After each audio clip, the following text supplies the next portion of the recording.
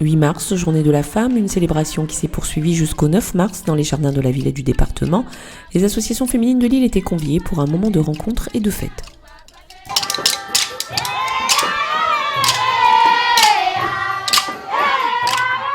De la danse, du chant, mais aussi divers stands de présentation du savoir-faire des femmes, de la couture associative ou de la couture et des modèles de créateurs.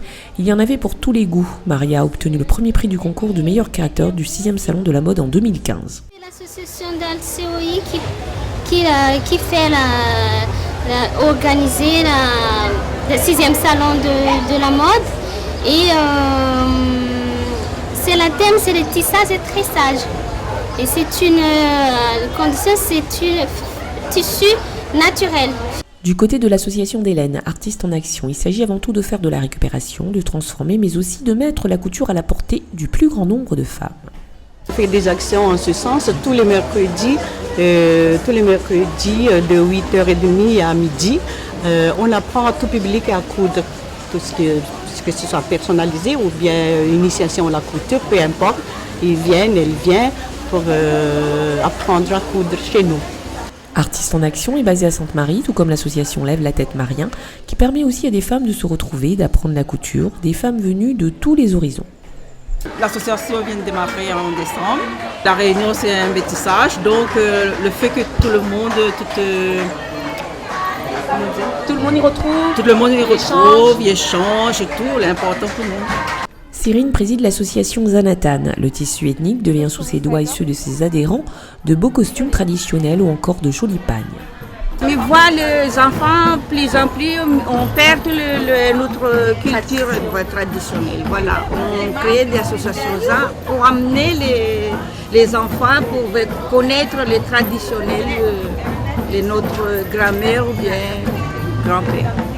De beaux habits qui s'accordent forcément avec de beaux bijoux, la création de colliers, bagues, bracelets, c'est le domaine de Noëlla. Elle ne fait pas partie d'une association, mais elle veut valoriser le savoir-faire des femmes. Il ne fait que des créations de bijoux fantaisie, accessibles à tout le monde. Les hommes n'étaient pas oubliés pour cette journée de la femme avec la coopérative Carrefour de l'Océan Indien. C'est le coco qui est valorisé. Le tressage, tradition ancestrale, est enseigné aux plus jeunes.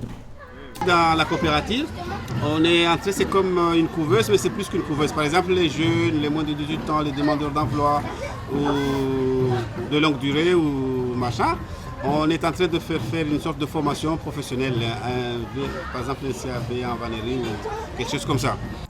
Les élus du conseil départemental et du conseil régional étaient également présents cette journée. C'est vraiment on va dire un élément et un point important pour les femmes de se faire entendre à travers de ces événements culturels, mais aussi dans la politique, dans notre société, de se faire entendre. Donc c'est très très important de se mettre en avant dans ce type d'événement.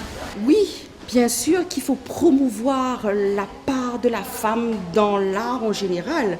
Et aujourd'hui, je peux le voir que dans cette villa du département, il y a plusieurs expositions qui ont été réalisées par des femmes qui en plus ne sont pas forcément connues.